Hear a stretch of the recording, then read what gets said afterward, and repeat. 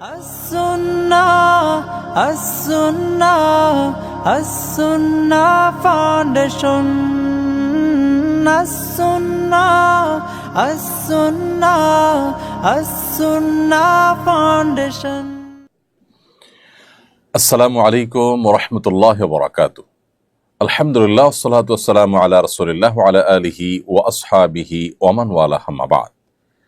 সুপ্রিয় দর্শক শ্রোতা ভাই বোন, দেশ কিংবা প্রবাস যে যেখান থেকে দেখছেন, আপনাদের সকলকে সাদর আমন্ত্রণ জানাচ্ছি আস-সুন্নাহ ফাউন্ডেশনের স্টুডিও থেকে। আপনারা দেখছেন আস-সুন্নাহ ফাউন্ডেশন আয়োজিত সাপ্তাহিক সরাসরি প্রশ্ন উত্তরমূলক অনুষ্ঠান শরঈ সমাধানের 255তম পর্ব। অন্যান্য দিনের মতো আজও ইনশা আল্লাহ তাআলা আপনাদের সঙ্গে ঘণ্টা ব্যাপী থাকছি এবং আপনাদের করা জীবন জিজ্ঞাসার উত্তর কোরআন এবং হাদিসের আলোকে দেওয়ার চেষ্টা করব, আল্লাহ তাআলা তৌফিক দিলে।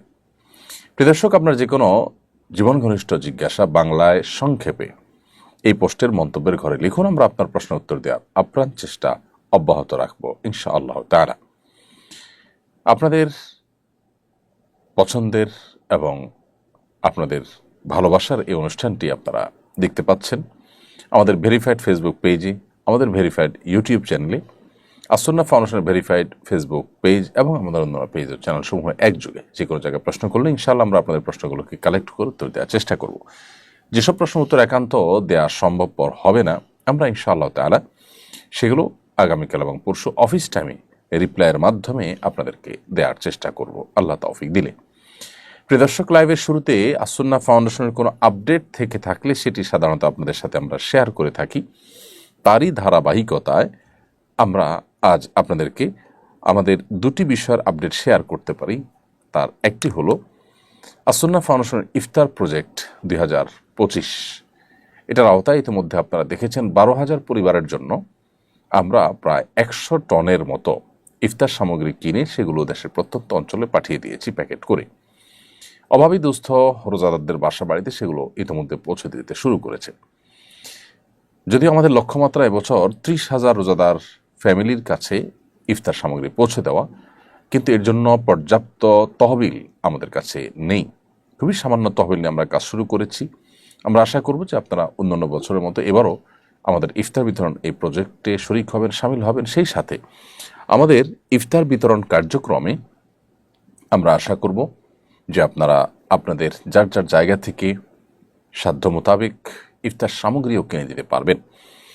এবছর প্রথমবারের মতো আমরা ইফতার সামগ্রী গ্রহণ করছি আস-সুন্নাহ ফাউন্ডেশনের আফতাবনগর কার্যালয়ে। অফিস টাইমে আপনি আমাদের 6টি আইটেম যেগুলো আমরা বিতরণ করে থাকি, সেই 6 আইটেমের যে কোনোটির যে কোনো পরিমাণ আপনি ইফতার সামগ্রী কিনে পাঠাতে পারবেন। সেই 6 আইটেম হলো ছোলা, চিনি, খেজুর, সয়াবিন তেল, মুড়ি এবং সেই সাথে মসুর ডাল। এই 6 আইটেমের যে কোনো পরিমাণ আপনি চাইলে আমাদের কাছে পৌঁছে দিতে পারেন। আমরা ইনশাআল্লাহ সেগুলোকে প্যাকেট করে প্যাকেজের মাধ্যমে ইনশাআল্লাহ আমরা হকদারদের কাছে, রোজাদারদের কাছে, দুস্থদের কাছে পৌঁছে দেব।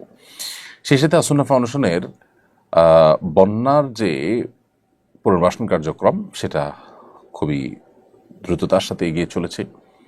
1,500 ঘর নির্মাণ করার যে মহাকর্মযজ্ঞ সেটি আলহামদুলিল্লাহ বিরতিহীনভাবে চলছে। অনেকগুলো ঘর সম্পাদন হয়ে গেছে, করা শেষ হয়ে গেছে, আর বাকি ঘরগুলো আমরা ইনশাআল্লাহ কমপ্লিট করে তারপর ইনশাআল্লাহ আমাদের প্রজেক্ট সমাপ্ত ঘোষণা করব। আপনারা আমাদেরকে দোয়ার মাধ্যমে সহযোগিতা করবেন, দোয়ার মধ্যে আপনারা সামিল রাখবেন। রমাদানের বিশেষ করে শুরু থেকেই আপনাদের দোয়াগুলোতে আস-সুন্নাহ ফাউন্ডেশনকে সামিল রাখবেন এবং আপনাদের যাকাত, আপনাদের অন্যান্য অর্থ সহযোগিতা সেগুলো আস-সুন্নাহ ফাউন্ডেশনকে আপনারা যতটুকু সাধ্যে কোলায়, যতটুকু দেওয়ার সুযোগ থাকে ততটুকু আপনারা দিয়ে আমাদের কার্যক্রমকে বেগবান করতে সাহায্য করবেন। চলুন প্রিয় দর্শক, আমরা আর বিলম্ব না করি, তাহলে আপনাদের যে সমস্ত প্রশ্ন আমাদের কাছে ইতিমধ্যে চলে আসছে সেগুলোর উত্তর দেওয়ার পালা প্রবেশ করি। দুঃখিত, একটি জরুরি বিষয় আমার মনে পড়েছে, সেটি আপনাদের সঙ্গে শেয়ার করে আমরা প্রশ্ন উত্তরে প্রবেশ করছি। আর সেটি হলো, আপনারা অনেকে ইতিমধ্যে শুনেছেন যে আস-সুন্নাহ ফাউন্ডেশন এই বছর রমাদান উপলক্ষে 2025-এর রমাদান মুবারক উপলক্ষে কোরআন পাঠ ও প্রতিযোগিতার আয়োজন করেছে। পুরো রমাদান ব্যাপী কোরআনের অর্থসহ আপনি পড়বেন এবং রমাদান মাসের শেষ যে সপ্তাহ, সেই সপ্তাহের 26 কিংবা 27 রমাদানে বাদ ফজর ইনশা আল্লাহ তাআলা আমরা এই কোরআন কম্পিটিশন করব অনলাইনের মাধ্যমে। যথারীতি আমাদের নিজস্ব ওয়েবসাইটে ইনশাআল্লাহ পরীক্ষা নেওয়া হবে। আগে থেকে আপনি নিবন্ধন করে রাখতে পারেন ওয়েবসাইটে, পরীক্ষার আগ মুহূর্তেও করে ফেলতে পারেন iqa.com। এখানে মূলত আমাদের নিবন্ধন কার্যক্রম পরিচালনা হয়ে থাকে।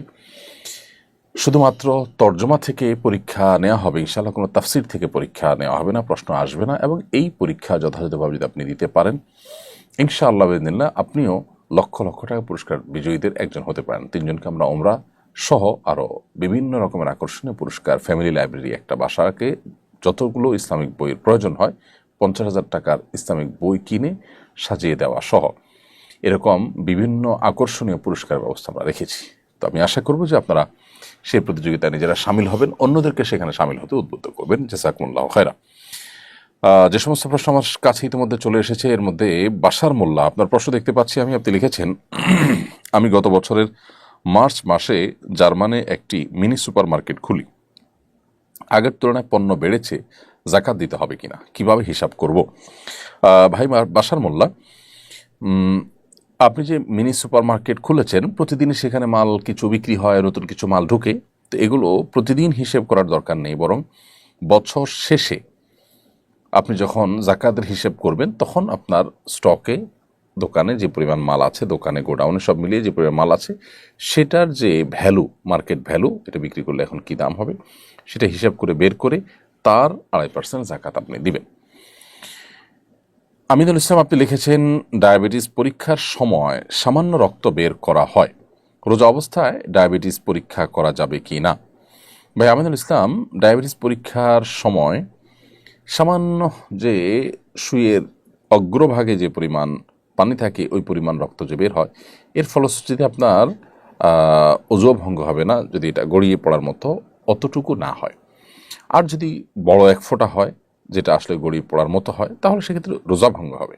আর রোজা অবস্থাতে এই টেস্ট করলে রোজার কোনো ক্ষতি হবে না, কারণ শরীর থেকে 1, 2, 4, 10 ফোঁটা 20 ফোঁটা এরকম রক্ত পড়লে রোজার কোনো ক্ষতি হয় না। যদি এত বেশি রক্ত পড়ে যার ফলে আসলে রোজাদার ব্যক্তির জন্য রোজা রাখাটা চ্যালেঞ্জিং হয়ে যায়, দুর্বল হয়ে যায়, তাহলে সেটা অ্যাভয়েড করতে শরীয়ত নির্দেশ করেছে যদি সেটা অ্যাভয়েড করার মতো হয়।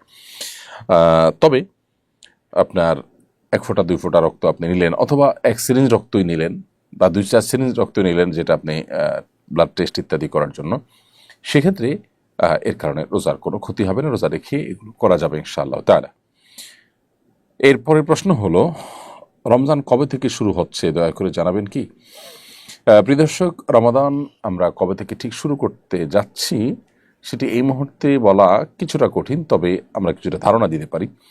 যেহেতু এটা চাঁদ ওঠার উপর নির্ভরশীল, নবী সাল্লাল্লাহু আলাইহি ওয়াসাল্লাম বলেছেন সুমুল ইয়াতি ও আফতুল ইয়াতি, তোমরা চাঁদ দেখে সিয়াম পালন করবে, চাঁদ দেখে ঈদ উদযাপন করবে, অতএব চাঁদ দেখার উপর এটি নির্ভরশীল। আজকে বাংলাদেশে 28 শাবান গত হয়েছে, বিধায় আজকে চাঁদ ওঠার কোনো সম্ভাবনা একেবারেই ছিল না। আগামীকাল অর্থাৎ শনিবার সন্ধ্যায় বাংলাদেশে আকাশে আমরা চাঁদ তালাশ করার চেষ্টা করব। আমি এই লাইভ অনুষ্ঠানের মাধ্যমে আপনাদের সবাইকে উদাত্ত আহ্বান রাখতে চাই, আমরা সবাই যার যার জায়গা থেকে চাঁদ তালাশ করার চেষ্টা করবো ইনশাআল্লাহ তাআলা। শনিবার সন্ধ্যায় সূর্যাস্তের সঙ্গে সঙ্গে বা সূর্যাস্তের ঠিক আগ মুহূর্তে থেকে আমরা পশ্চিম আকাশে চাঁদ তালাশ করবো ইনশাআল্লাহ। রমাদানের চাঁদ যদি আমরা দেখতে পাই ইনশাআল্লাহ তাহলে শনিবারই আমরা প্রথম তারাবি আদায় করব এবং শনিবার সন্ধ্যা থেকে রমাদান শুরু হয়ে যাবে এবং ভোর রাতে আমরা সাহারি করবো ইনশাআল্লাহ তাআলা। এর সম্ভাবনা যথেষ্ট প্রবল। আর যদি কোনো কারণে শনিবার সন্ধ্যায় চাঁদ দেখা প্রমাণিত না হয়, সাব্যস্ত না হয়, তাহলে নিশ্চিত আমরা রবিবার সন্ধ্যা থেকে, রবিবার রাত থেকে আমরা তারাবি সালাত আদায় করবো ইনশাআল্লাহ তাআলা। আল্লাহ তাআলা আমাদেরকে রমাদানকে অর্থবহ এবং সার্থক করার মতো আমল দিয়ে সাজাবার তৌফিক দান করুন।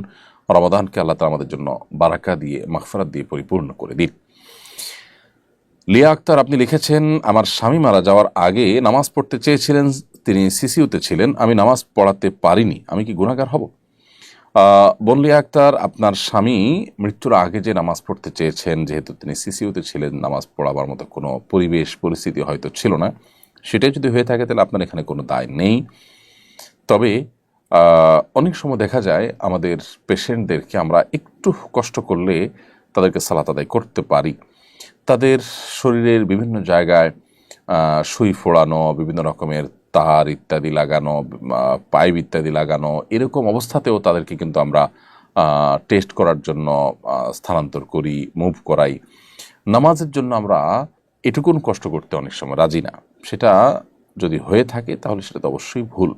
কিন্তু আপনি যেটুকু বলেছেন তাতে যা বোঝাতে চেয়েছেন যে সিসিউদ্দিন নামাজ পড়ার মতো কোনো অবস্থাতে ছিলেন না, হয়তো সেন্সলেস ছিলেন বা কিছু, তাহলে সেক্ষেত্রে আপনার কোনো দায় সেখানে নেই ইনশাআল্লাহ তাআলা। সাম্প্রতিক আইনশৃঙ্খলা পরিস্থিতি অবনতির প্রেক্ষাপটে চোর ছিনতাইকারীদেরকে গণধোলাই দেওয়ার পক্ষে সোশ্যাল মিডিয়া বেশ হাইপ উঠেছে। অনেকে বর্তমানে এটাকে সমাধান ভাবছেন। এ বিষয়ে শরীয়তের নির্দেশনা কি? দেখুন, দুর্ভাগ্যজনক বাস্তবতা যে আমাদের দেশে আইনশৃঙ্খলা পরিস্থিতি বেশ খানিকটাই শুধু নয়, বেশ খানিকটাই অবনতি হয়েছে এবং জনমনে বেশ কিছুটা আতঙ্ক তৈরি হয়েছে। এর কিছু তো বাস্তব ঘটনা যেমন আছে, আবার কিছুটা আতঙ্ক সৃষ্টি করার একটা অপপ্রয়াসও আছে, সেটিও কিন্তু বোঝা যায়। ব্যাপার যাই ঘটুক না কেন, যে কিছু কিছু ঘটনা ঘটছে এবং চুরি ডাকাতি বেড়েছে, এটা তো ওপেন সিক্রেট, আমরা সবাই জানি। তো এই পরিস্থিতিতে থামাবার উপায়টা কি? দেখুন, যারা বলছেন যে চোর ছিনতাইকারী ধরেই গণধোলাই দিতে হবে, তাদের সাথে আমি বিনয়ের সাথে ভিন্নমত পোষণ করছি। সন্দেহাতীতভাবে চুরি ছিনতাইতে যারা লিপ্ত তাদেরকে ধরবার জন্য এলাকায় এলাকায় বিভিন্ন টিম করে করে মানুষ পাহারাদারি করা উচিত এবং ধরার সাথে সাথে তাদেরকে আইনশৃঙ্খলা রক্ষাকারী বাহিনীর হাতে সোপর্দ করা উচিত। খুবই যৌক্তিক একটা প্রশ্ন উঠে আসবে এখন, যে আইনশৃঙ্খলা রক্ষাকারী বাহিনীর হাতে ছেড়ে দিলে তারা আবার ছেড়ে দিবে। এই জায়গাটাতে আমাদের খুব বেশি মনোযোগ দেওয়া দরকার, শক্তি ব্যয় করা দরকার, যে আইনশৃঙ্খলা রক্ষাকারী বাহিনীরা যাতে কোনোভাবে এদেরকে ছাড় দিতে না পারে, ছেড়ে দিতে না পারে, সে ব্যাপারে নজরদারি করা, সে ব্যাপারে আমাদের বিশেষভাবে মনোযোগী হওয়া, আন্দোলন সংগ্রাম করা, এটা জরুরি। আমরা যদি আইন হাতে তুলে নেই তাহলে সেক্ষেত্রে অনেক নিরীহ মানুষ মারা যাবে এবং একটা মানুষ দেখা যাবে যে একটা অপরাধ করেছে, সে অপরাধে তার আসলে জীবন নিয়ে ফেলা মতো অপরাধ সে করেনি, কিন্তু সেটাও হয়ে যাবে এবং এইটাকে কেন্দ্র করে মানুষ যার যার শত্রুতা উদ্ধার করা শুরু করবে। ইতিপূর্বে যখন এরকম ঘটনা ঘটেছে, আইন হাতে নেওয়ার যদি কোনো সুফল আপনি দেখেনও, তার কুফল কিন্তু অনেক বেশি। বিধায় একটা সমাজে গৃহযুদ্ধ অথবা একটা সমাজে অস্থিতিশীল একটা পরিস্থিতি এটা তৈরি হোক, এটা যদি আমরা না চাই, তাহলে সেক্ষেত্রে আইন হাতে তুলে নেওয়ার পক্ষে আমরা অনুগ্রহ করে কোনো ক্যাম্পেইন করব না, বরং আইন হাতে তুলে নেওয়ার জন্য যে শক্তিটা আমরা ক্ষয় করব, ওই শক্তি প্রয়োজনে আইন শৃঙ্খলা কেন বাস্তবায়ন করা হচ্ছে না সরকারের বিরুদ্ধে আমরা আওয়াজ তুলতে পারি, চাপ সৃষ্টি করতে পারি এবং নিজেরা আমরা পাহারাদারি করতে পারি। দেশের জনগণ বিভিন্ন প্রান্তে প্রান্তে এলাকা এলাকায় যদি নিজেরা দায়িত্বশীল ভূমিকা পালন করেন, তাহলে সেক্ষেত্রে এটা কিছুটা হলেও কমিয়ে আনা সম্ভব। আল্লাহ তাআলা আমাদেরকে নিরাপদ একটি আবাসভূমি দান করুন, আমাদের প্রিয় স্বদেশকে সকল অশান্তি, সকল অপরাধ কর্ম, সকল অস্থিতিশীলতা এগুলো থেকে আল্লাহ তাআলা হেফাজতে রাখুন।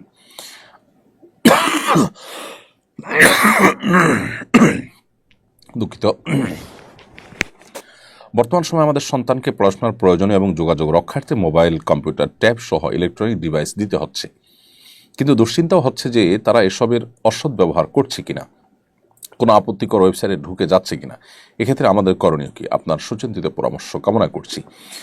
দেখুন, সন্তানদেরকে পড়াশোনার প্রয়োজনে আমাদেরকে যে বিভিন্ন ডিভাইস দিতেই হয়, এই ডিভাইসগুলোতে বিভিন্ন অ্যাপস হয়ে তারা নানা অনভিপ্রেত ভিডিও বা ছবি এগুলো দেখে তারা বিপদগামিতার পথে চলে যাওয়ার আশঙ্কা সমূহ এবং জোরালো। শুধু শিশুরা কেন, আমরা বড়রাই কি নিরাপদ? আমরাও বিপদগামিতার পথে পা বাড়াবার সমূহ আশঙ্কা থাকে। এই হারাম থেকে বাঁচা এবং চরিত্র রক্ষা করার সংগ্রামে যদি আমাদেরকে টিকে থাকতে হয় এবং জয়ী হতে হয়, তাহলে সর্বপ্রথম কাজ হবে বিশেষ করে সন্তানদের ব্যাপারে তাদেরকে আমাদের নজরদারিতে রাখতে হবে।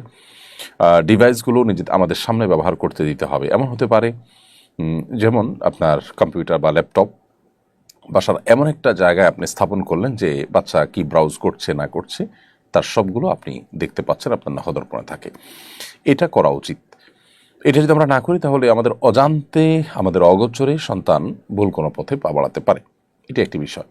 দ্বিতীয়ত হলো, আমরা জানি যে আজকাল বেশ কিছু অ্যাপ, বেশ কিছু প্রোগ্রাম বের হয়েছে যেগুলো আমাদের সন্তানদেরকে এবং আমাদেরকেও এরকম হারাম বিভিন্ন চিত্র বা ফুটেজ, ভিডিও এগুলো দেখা থেকে বেঁচে থাকতে সাহায্য করে, সহযোগিতা করে। যেমন কাহফ গার্ড, এটি বেশ চমৎকার একটি অ্যাপ। আমি নিজেও আমার মোবাইলে এটিকে ডাউনলোড করেছি। এটির ফলে যেটি হয়, যে কোনো হারাম চিত্র বা হারাম কোনো ফুটেজ আমাদের মোবাইলে যদি আসে, সেটি অটোমেটিক ব্লার হয়ে যায়। তাহলে আমাদের সন্তানদের চোখ এবং ঈমান, তাদের চরিত্র, এগুলোকে হেফাজত করবার জন্য আমরা এই জাতীয় কাহাফ গার্ড বা এরকম আর কোনোটা থাকলে, বিশেষ করে কাহাফ গার্ডটা আমি জানি যে এই অ্যাপ আমরা ডাউনলোড করে তারপর সেই ডিভাইস সন্তানের হাতে দিতে পারি। তাতে ইনশাল্লাহ সন্তান অনেকখানি সেফ থাকবে, আল্লাহ যদি হেফাজত করেন তাদেরকে। নওশিন আক্তার, আপনি লিখেছেন, মাহরাম হিসাবে ছোট ভাইকে সফর সঙ্গী করতে হলে তার সর্বনিম্ন কত বছর বয়স হতে হবে? বোন নওশিন আক্তার, মাহরাম হিসাবে আপনার ছোট ভাই যদি আপনার সফরে সঙ্গী হতে হয়, তাহলে তাকে প্রাপ্তবয়স্ক হতে হবে। প্রাপ্তবয়স্ক হতে হবে। একজন ছেলে যখন স্বপ্নদোষ শুরু হয় তখন থেকে সে প্রাপ্তবয়স্ক হিসাবে গণ্য হয়। আর এর বাইরে আপনার ছোট ভাই বা আপনার মাহরাম যে আপনার সফর সঙ্গী হবে, তার যদি প্রাপ্তবয়স্ক হওয়ার যে আলামতগুলো আছে, গোপদাড়ি ইত্যাদি গজানো, এগুলো যদি বের হয় তাহলে সেক্ষেত্রে শুরু হয়, তাহলে সেক্ষেত্রে এটা তার প্রাপ্তবয়স্ক হওয়ার আলামত হিসাবে বিবেচিত হবে। এছাড়াও যদি কোনো আলামত দেখা না যায়, তাহলে সর্বোচ্চ 15 বছর বয়স হয়ে গেলে ইনশাআল্লাহ বিধানে সে আপনার সাথে মাহরাম হিসাবে আপনার সফরের সঙ্গী হতে পারবে। পত্রিকায় এসেছে, বিগত সরকার নির্মিত মডেল মসজিদ নির্মাণে অঢেল দুর্নীতি হয়েছে। সে মসজিদ নির্মাণে আর্থিক দুর্নীতি হয়েছে। যে মসজিদ নির্মাণে আর্থিক দুর্নীতি হয়েছে, সে মসজিদে নামাজ পড়া যাবে কিনা? গুরুত্বপূর্ণ প্রশ্ন। এই প্রশ্ন উত্তর হলো যে, কোনো মসজিদ নির্মাণে এর নির্মাণ সংশ্লিষ্ট ব্যক্তিবর্গ যদি কোনো দুর্নীতি বা অপরাধ করে থাকেন, তাহলে ইনশাআল্লাহ বিইذনিল্লাহ মুসল্লিদের নামাজে কোনো অসুবিধা হবে না।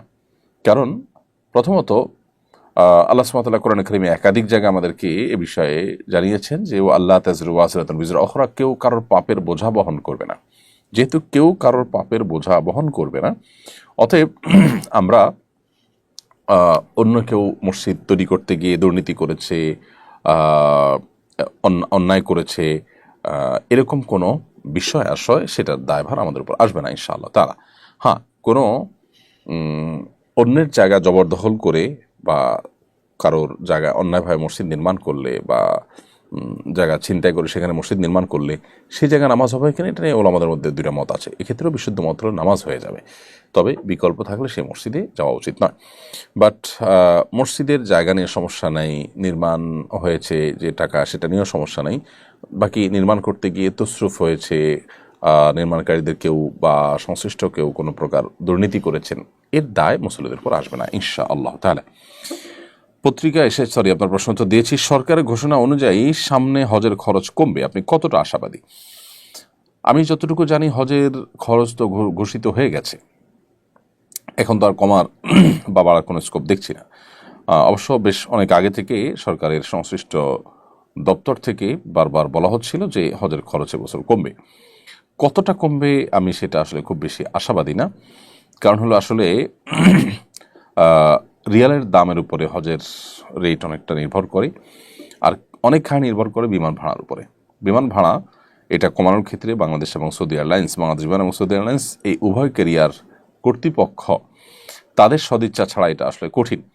হাজিদের কাছ থেকে যে পরিমাণ ভাড়া নেওয়া হয় সেটা রীতিমতো জুলুম। একজন যাত্রীর জন্য বিমান যাওয়া আসার যে খরচ, সেটার খরচ নেওয়া হয় ডাবল। কারণ যাত্রীদেরকে নেওয়ার জন্য ফ্লাইটগুলো নিয়ে যায় আবার খালি আসে, এই ডাবল নেওয়াটা যৌক্তিক, কিন্তু এই ডাবল নেওয়ার কথা বলে মূলত প্রায় ট্রিপল পরিমাণ নেওয়া হয়। এটা একটা দুর্ভাগ্যজনক বাস্তবতা। তো এটা কমা উচিত এবং এটা কমানোর পরে আন্তরিকতা থাকা দরকার, কিন্তু এত অল্প সময়ের ভিতরে সেটা আদৌ হবে বলে আমরা জানি না। তবে হ্যাঁ, সরকার যে সদিচ্ছা পোষণ করেছে, চেষ্টা করেছে, এটাও সাধুবাদ পাওয়ার যোগ্য। মসজিদের ফান্ডের গচ্ছিত টাকা দিয়ে এলাকাবাসীর জন্য ইফতার আয়োজন করা যাবে কি না? গুরুত্বপূর্ণ প্রশ্ন। রমাদান এসছে, মসজিদের তহবিলের টাকা দিয়ে এলাকাবাসীর জন্য বা মসজিদের মুসল্লিদের জন্য ইফতারের কোনো আয়োজন করা যাবে না। কারণ মসজিদে সাধারণত মানুষ যে টাকা দেয় সেটা মসজিদে ইফতার আয়োজনের জন্য দেয় না, সেটা দেয় মসজিদের নির্মাণের জন্য, মসজিদের বেতন ভাতা, মসজিদের যে রুলিং কস্ট খরচ আছে সেগুলো নির্বাহ করবার জন্য। অতএব যেই জন্য দাতারা টাকা দেন সেই কাজেই টাকাটা ব্যয় করতে হবে। যেহেতু মসজিদে ইফতারের আয়োজনের জন্য সাধারণত মসজিদে টাকা দেওয়া হয় না, দান বাক্সে বা জেনারেল ফান্ডে যে টাকা দেওয়া হয় সেটা ইফতার আয়োজনের জন্য দেয় না কেউ, সেজন্য সেটাকে এই কাজে ব্যবহার করা যাবে না। এই জন্য কোনো মসজিদে রমজান উপলক্ষে যদি ইফতার আয়োজন করতে হয় রোজাদারদের জন্য, তাহলে এর জন্য আলাদা করে তহবিল গঠন করতে হবে, মুসল্লিদেরকে ঘোষণা দিতে হবে যে আমরা রোজাদারদের জন্য ইফতার আয়োজন করতে চাই, আপনারা শরীক হন। সেক্ষেত্রে মুসল্লিদের সেই তহবিলে যে টাকা দিবেন সেটা দিয়ে তারা ইফতার আয়োজন করতে পারবেন ইনশাআল্লাহ তাআলা। শামসুন নাহার আপনি লিখেছেন, স্বামী যদি মোহরের টাকা না দিয়ে স্ত্রীকে দিয়ে সই করিয়ে নেয় যে মোহর বুঝে পেয়েছে, এতে কি স্বামী ঋণ মুক্ত হয়ে যাবে? বোন শামসুন নাহার, স্বামী যদি মোহরের টাকা স্ত্রীকে না দিয়েই সই নেয়, এই সই নেওয়াটা জোরপূর্বক হতে পারে, প্রতারণা করে হতে পারে, এরকম যদি কোনোভাবে সই নেয় তাহলে এতে স্বামী দায়মুক্ত হবেন না। কেন দায়মুক্ত হবেন না? কারণ হলো এই সই নেওয়াটা তো সন্তুষ্ট চিত্তে নয়। স্ত্রী যদি তিনি সন্তুষ্ট চিত্তে জেনে শুনে ঠান্ডা মাথায় স্বামীর এই পাওনাকে এটা মাফ করে দেন, যদি বলেন যে মোহরের বাকি টাকা আমাকে দিতে হবে না, কিছু টাকা আমি পেলাম বাকিটা ছেড়ে দিলাম, তো আল্লাহ তাআলা বলেছেন ফাকুলু হানি আম্মারিয়া, তাহলে মেয়েরা যদি কিছু নিজে থেকে খুশি হয়ে ছেড়ে দেয় তাহলে সেটা ছেলেরা অর্থাৎ স্বামীরা সেটা ভোগ করতে পারবেন। কিন্তু কোনো কৌশলে জবরদস্তি করে কিংবা কোন প্রকার ছল ছাতুরি করে যদি তাদের কাছ থেকে স্বাক্ষর নেওয়া হয় তাহলে অবশ্যই আপনি দায়মুক্ত হবেন না। রমজানের সাহরি এবং ইফতারে কী ধরনের খাবার খাওয়া শরঈ এবং স্বাস্থ্যগত দিক থেকে বাঞ্ছনীয়? স্বাস্থ্যগত দিক থেকে আমাদের সাহরি এবং ইফতারিতে কী ধরনের খাবার থাকা দরকার সেটা অবশ্য স্বাস্থ্য বিশেষজ্ঞগণ খুব ভালো বলতে পারবেন। তবে আমরা সবাই কমন কিছু বিষয় জানি, তার মধ্যে থেকে একটা হলো যে ইফতারিতে খুব বেশি ভাজা পোড়া এটা আমাদের স্বাস্থ্যের জন্য মোটেও ভালো নয়, এবং এটার কারণে অনেক অস্বস্তিতে আমরা ভুগতে হয়। এর কারণে আমাদের তারাবি, আমাদের রাতভর জেগে ইবাদত বন্দেগী, অন্যান্য এক আমল করে, এমনকি দিনের বেলা রোজা রাখাটা অনেক সময় কষ্টকর হয়ে যায়। এই জন্য আমাদের স্বাস্থ্য ভালো থাকে সেরকম খাবার আমাদের খাওয়া উচিত। ভাজা পোড়া, অতি ঝাল, অতি মিষ্টি, যেগুলো আমাদের স্বাস্থ্যের জন্য ভালো নয় সেগুলো আমাদের অ্যাভয়েড করা উচিত, অন্তত রমাদানে ইবাদতের প্রয়োজন হলেও। দ্বিতীয়ত হলো আমরা ইফতার এবং সাহরিতে খেজুর অবশ্যই রাখার চেষ্টা করব। এটাতে প্রচুর পরিমাণ খাদ্যশক্তি, এনার্জি যেমন রয়েছে, এমনিভাবে এমন সব খাবার রাখবো, দেশীয় ফল এবং অন্যান্য খাবার যেগুলো সুফল আমাদের শরীরে নানাভাবে ইনশাআল্লাহ আসবে। বিধে আমরা সেই দিকটাকে বিশেষভাবে খেয়াল রাখবো, মনোযোগ দেব ইনশাআল্লাহ। এবং খুব বেশি আপনার উদরপূর্ণ করে খেলে ইবাদতবন্দি করতে অসুবিধা হয়, সেটা অস্বস্তির কারণ হয়, সেটা আমাদের স্বাস্থ্যের জন্য খারাপ হয় এবং শরীয়ত ও শিল্পের জন্য আমাদেরকে নিরুৎসাহিত করেছে। সেজন্য আমরা চেষ্টা করব যে সাহরি ইফতারিতে খুব বেশি উদরপূর্ণ করে না খেতে, এই চেষ্টা আমাদের মধ্যে থাকতে হবে। ওমরার জন্য সৌদি আরবে ভ্রমণে মেনিনজাইটিস টিকা নেওয়ার বাধ্যবাধকতা তুলে নিয়েছে দেশটির সরকার। বিষয়টা সম্পর্কে আপনার মন্তব্য জানতে চাই। এ বিষয়ে স্বাস্থ্য বিষয়ে বিশেষজ্ঞ কেউ ভালো মন্তব্য করতে পারবেন যে এটা যথাযথ হয়েছে কি হয়নি। তবে আমি একজন সাধারণ নাগরিক হিসাবে যে মন্তব্য করতে চাই সেটি হলো এই টিকাটা আমাদের জন্য অনেক কষ্টের ছিল নানাভাবে, অতএব এটা তোলাতে বেশ খানিকটা সুবিধা হলো হাজী সাহেবদের।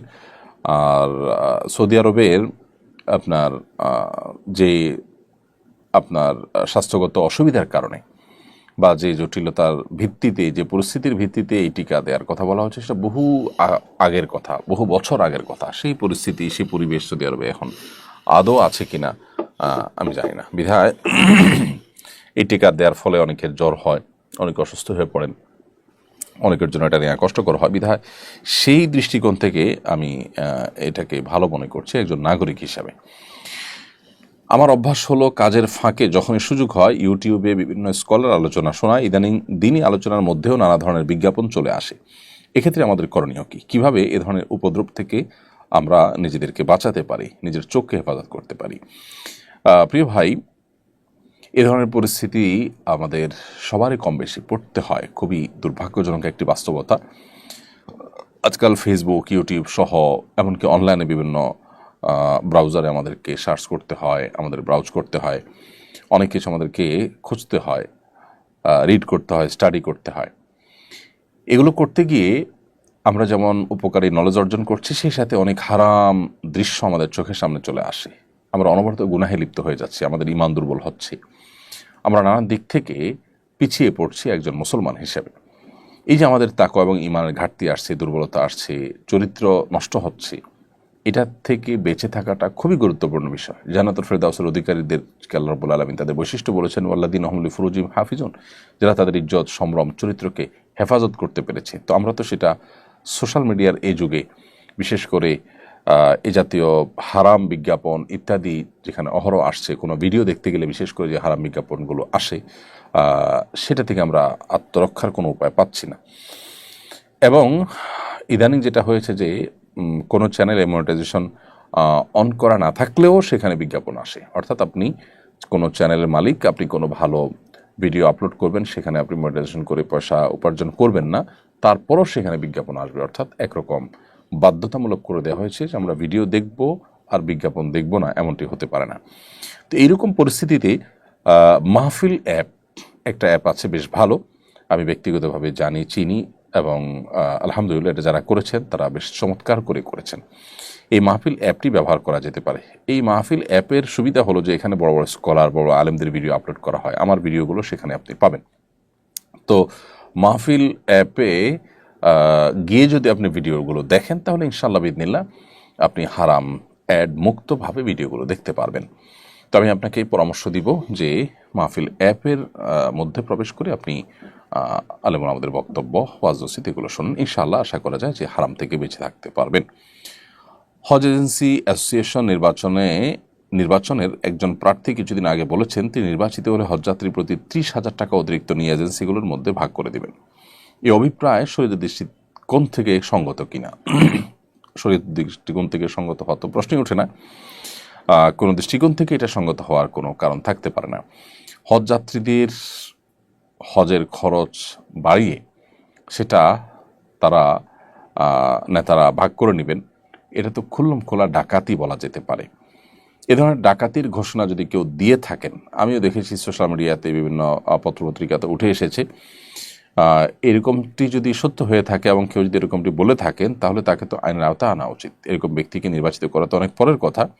এ ধরনের গর্হিত কথা যদি কেউ বলে থাকে তাহলে তাকে রীতিমতো আইনের আওতায় আনা উচিত, কারণ তিনি ডাকাতি করার ঘোষণা দিয়েছেন। এমনিতে আমাদের দেশে হাজী সাহেবদের উপরে যে পরিমাণ জুলুম করা হয়ে থাকে, বিমান ভাড়া 3 গুণ পর্যন্ত নেওয়া হয়ে থাকে, এবং আরও নানাবিধভাবে হাজী সাহেবদের হজ করাকে কঠিনতর করা হয়েছে। যেখানে বাংলাদেশে প্রতি বছর হজে যাওয়ার জন্য মানুষ সিরিয়াল ধরে বসে থাকতে হতো, রেজিস্ট্রেশন করতে হতো, সেখানে এখন সৌদি গভর্নমেন্ট আমাদেরকে যে কোটা দেয় সে কোটাটা পর্যন্ত পূরণ হয় না।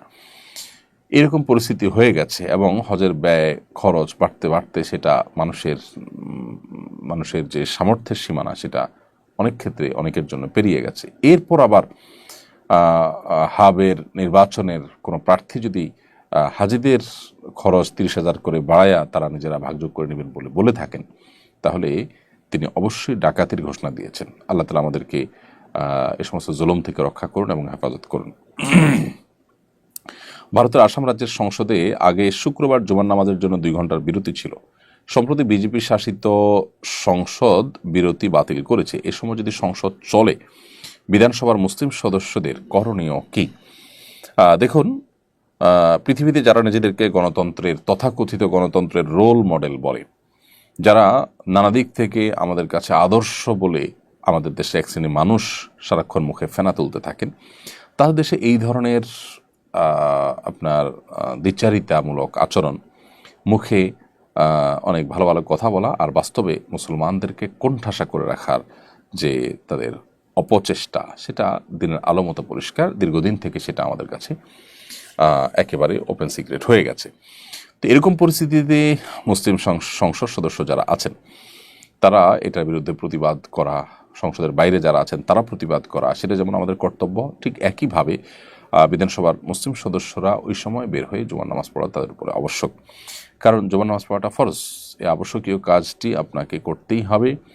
আপনি প্রয়োজনে আপনার সংসদীয় অধিবেশন থেকে বের হয়ে নামাজ পড়ে তারপর আসবেন। কারণ ফরজ নামাজ বাদ দিয়ে করা যায় এমন কোনো কাজ পৃথিবীতে নেই। আল্লাহ তাআলা ইসলামে এমন কিছু রাখেন নাই যে ফরজ নামাজ বাদ দিয়ে সেটা করা যায়, বিধায় ফরজ নামাজ তাদেরকে পড়তে হবে। তাছাড়া সংসদে আমরা অনুপস্থিত থাকতে পারি, সেই সিস্টেম বা সেই সুযোগ, সে আইনও আছে। সংসদে অনুপস্থিত থাকলে 2-4 ঘন্টার জন্য গেলে যে সংসদ সদস্যপদ বাতিল হবে এমনও তো কথা নেই। তাহলে নামাজ পড়তে অসুবিধাটা কোথায়? আর যদি আল্লাহ না করে বাতিল হয়ও, সেরকম সিস্টেমও যদি কোনো জায়গায় থাকে, সেরকম জুলুমও যদি কোথাও থাকে, তারপর আমাকে নামাজ পড়তে হবে, নামাজ ছাড়া যাবে না। এরপরে আফিয়াত আসনাত এআইডি থেকে আপনি লিখেছেন, রমজানে মৃত ব্যক্তির জন্য কিভাবে দোয়া করব, কোনো খতম বা এই ধরনের কিছু করা জায়েজ আছে কিনা। খুবই প্রাসঙ্গিক একটি প্রশ্ন করেছেন আমাদের এক বোন। রমজানে মৃত ব্যক্তির জন্য আমরা দোয়া করতে চাই, বিশেষ করে রমজান উপলক্ষে আমাদের মৃত মা বাবা তাদের পক্ষ থেকে, আমাদের প্রিয়জনদের পক্ষ থেকে কিছু করার তাগাদ আমরা অনুভব করি। এক্ষেত্রে দোয়ার ক্ষেত্রে যেটি হবে যে আমরা নিজেরা আল্লাহর কাছে তাদের হয়ে তাদের জন্য মাগফিরাত কামনা করব, দুহাত তুলে দোয়া করব, চোখের পানি ফেলবো, অন্যদেরকে দিয়ে দোয়া করাবো বা অন্যদের কাছে দোয়া চাইবো তাদের জন্য, এটি হতে পারে। দ্বিতীয়ত, তাদের তরফ থেকে আমরা দান সাদাকা করব। মৃত ব্যক্তির জন্য যে সমস্ত বিষয়গুলো করা যায়, তাদের পক্ষ থেকে উমরা করা যায়, হজ করা যায়, দান সাদাকা করা যায়, কোনো ব্যক্তিকে আপনার খাদ্য দেওয়া যায়, আল্লাহর কাছে দোয়া করা যায়। অনেকগুলো আমাদের মতে আপনি কোরআন কারীমের তেলাওয়াত পড়ে যদি বলেন যে আল্লাহ এর সবটা আমি তাকে দিতে চাই, সেটা অনেকের মতে দেওয়া যায়। এই যে ব্যাপারগুলো যেগুলো মৃত ব্যক্তির তরফ থেকে করা যায় সেগুলো আপনি করবেন। এর বাইরে খতম করার একটা প্রচলন আমাদের সমাজে আছে যে রমজান উপলক্ষে আমাদের মৃত ব্যক্তির তরফ থেকে খতম করে। আসলে লোকজন ভাড়া এনে টাকা পয়সা দিয়ে খতম করালে সওয়াব তো হবেই না, বরং গুনাহ হবে। কারণ খতম কোরআন কারীম তেলাওয়াত পড়ে শেষ করা বা তেলাওয়াত করা এটাই ইবাদত, এটার বিনিময় দেওয়া এবং নেওয়া জায়েজ নাই, বিধায় এটা চলবে না। হ্যাঁ, আপনারা পরিবারের সদস্যরা কেউ কোনো অংশ তেলাওয়াত করলেন, করে এটার সওয়াব যেন আল্লাহ তাকে দেন সেই হিসাবে আপনি নিয়ত করলেন, বাস এটা হতে পারে।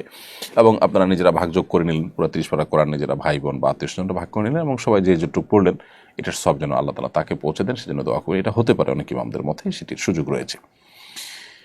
এক কথিত কবি নবীজির শানে অশালীন শব্দ ব্যবহার করার কারণে তোলপাড় সৃষ্টি হয়েছে। এর জের না কাটতেই আরেকজন, যিনি পাঠ্যপুস্তক পরিমার্জন কমিটিতেও আছেন, এর চেয়ে জঘন্য উচ্চারণ করেছেন আল্লাহর নামে। এর কারণ কি বলে মনে করেন? এই ধরনের কর্মকাণ্ড প্রতিরোধের উপায় কি? দেখুন, আমাদের এই সমাজে মুসলমানরা উভয় সমস্যার মধ্যে মূলত নিপতিত। এক শ্রেণীর দুষ্ট লোক যারা এদেশের ভালো চায় না, যারা ভিনদেশীদের চর হিসাবে কাজ করে এখানে, তারা মুসলমানদের বিরুদ্ধে বিষোদ্গার করে আল্লাহ এবং তার রাসূল সম্পর্কে নানা সময় নানা কটূক্তি করে মুসলমানদেরকে ইমানি পরীক্ষার মধ্যে ফেলে দেয়। ইমানের দাবি পূরণ করতে গিয়ে মুসলমানরা যখন রিয়্যাক্ট করতে যায়, কথা বলতে যায়, তখন তারা বিদেশিদের কাছে এখানে মুসলমানদেরকে ভিলেন করে দেখাবার চেষ্টা করে। তো এই সমস্ত ক্ষেত্রে খুবই ট্যাক্টফুলি আমাদের কাজ করতে হবে, খুবই সচেতনতার সাথে কাজ করতে হবে। সেই সাথে সরকারে যারা থাকেন তাদের কর্তব্য হলো এ ধরনের অস্থিতিশীলতা সৃষ্টিকারী যারা আছে তাদেরকে কঠোর হস্তে দমন করা, যাতে করে কেউ মুসলমানদের এ ধরনের অনুভূতি নিয়ে খেলা করার সুযোগ না পায়। সেটা যদি তারা করেন তাহলে সেক্ষেত্রে মুসলমানদের আর রিয়্যাক্ট করার প্রয়োজন হয় না এবং সেটাকে নিয়ে তারা বাজেভাবে পৃথিবীর অন্যান্য শক্তিশালী দেশগুলোর কাছে তুলে ধরার মতো স্কোপ তারা আর পায় না। তো আমি আশা করব যে সংশ্লিষ্ট দায়িত্বশীল যারা আছেন সরকারের, তারা এই সমস্ত ক্ষেত্রে দায়িত্বশীলতার পরিচয় দিবেন। প্রিয় দর্শক, দেখতে দেখতে আমার অনুষ্ঠানের ঠিক মাঝামাঝি অংশ পেরিয়ে গেছি ইতিমধ্যে। ইনশাআল্লাহ বিদিল্লাহ ছোট্ট একটি বিরতির পর আপনাদের কাছে আবারও ফিরে আসবো শেষ আমাদের অনুষ্ঠানে। আমি আশা করছি সে পর্যন্ত আমাদের সঙ্গেই থাকবেন ইনশাআল্লাহ তাআলা। কুরআন মানব জাতির মুক্তির সনদ, কোরআন আমাদের গাইডবুক। অথচ সমাজের খুব কম মানুষই কোরআন বোঝেন বা বোঝার চেষ্টা করেন। বছর জুড়ে কোরআন চর্চার লক্ষ্যে শুরু হলো আস-সুন্নাহ ফাউন্ডেশনের যাবৎকালের সর্ববৃহৎ প্রতিযোগিতা কোরআন বর্ষ। 2024 রমজান থেকে 2025 রমজান পর্যন্ত 6 ধাপে অনুষ্ঠিত হতে যাচ্ছে আল কুরআনুল কারীম পাঠ ও প্রতিযোগিতা।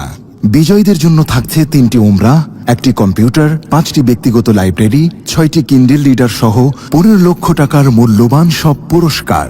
আল্লাহ সুবহানাহু ওয়া তাআলা আমাদেরকে ভালো কাজে একে অন্যের সঙ্গে প্রতিযোগিতায় অবতীর্ণ হওয়ার নির্দেশ করেছেন।